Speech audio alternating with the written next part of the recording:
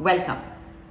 Because of my last episode on weaponizing mental health, someone wrote in and said, Varkha, my child keeps complaining about the difficulty of studies when he is now doing his engineering. Isn't that a mental health problem?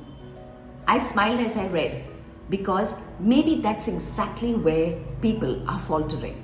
No, mental health is not about not going through emotions. Mental health is about allowing ourselves to face emotions which are facilitative rather than debilitative, which take us towards our goal rather than which come in our way.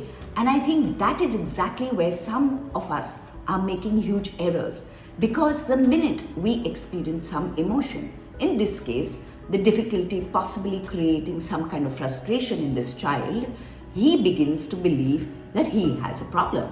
He doesn't. And this is what I've noticed even in my practice, that many people are being overdiagnosed. So someone comes to me with a relationship problem and finds it very hard to cope. No relationship is a smooth one. It requires a lot of hard work, effort, and to sustain it over the long haul requires attention to what another person may want. That brings an emotion of concern for the well-being of the relationship. Now, concern for me is not a debilitating emotion. In fact, if a person was not concerned about the well-being of his or her relationship, they would just completely take it for granted and not pay attention to what would be required of them to keep the love alive and to allow it to be as smooth sailing as possible.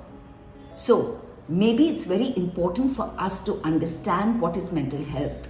Mental health is an ability to experience and allow oneself to go through emotions like sadness, irritation, annoyance, concern, regret.